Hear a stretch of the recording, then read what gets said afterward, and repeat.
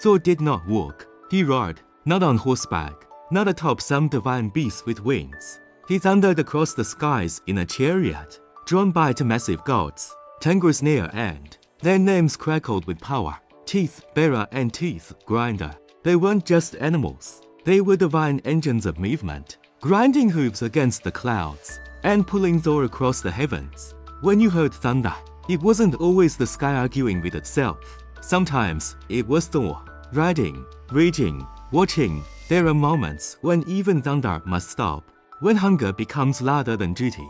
One evening, Thor and his ever-unpredictable companion Loki descended into Midgard, the world of men.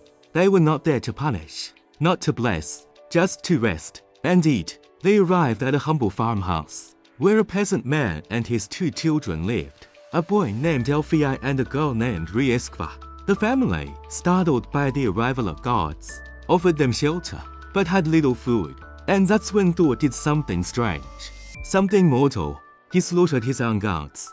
Thor's gods were no ordinary animals. They could die, be cooked, be eaten, and as long as their bones were left unbroken, they would be whole again by morning.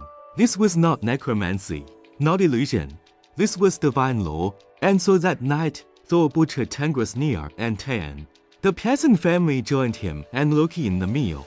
Thor issued a simple warning: eat what you wish, but break no bones, not a single one. But temptation does not fear gods. Elfii, the young boy, looked at the bones piled beside his plate. He'd never seen such meat, never tasted such flavor. And somewhere deep inside, he knew the best part was inside the bones. Marrow, the thick, fatty center, the essence of strength, the treasure within the shell. So he waited until no one was watching. And then, crack, he split open one of the gods' leg bones and sucked the marrow dry. He thought no one should. He was wrong. Thor rose before the sun, picked up Mjolnir, walked to the pile of bones, and raised his hammer. Lightning crackled, thunder growled, power flowed, the bones quivered, the meat reformed, the gods returned. Almost. Tanngrisnir was limping, one leg twisted, unhealed, damaged. Thor's face changed, from satisfaction to rage. There are few sights more terrifying than a god whose laws have been broken.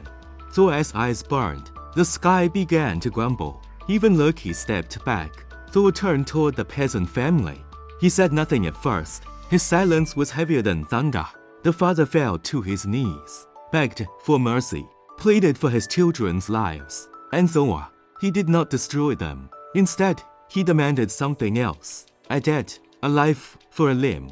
Thor did not kill.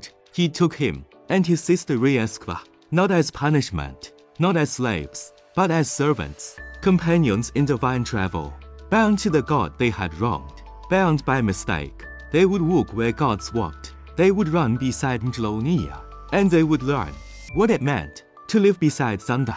Must meets to not mention Jay again.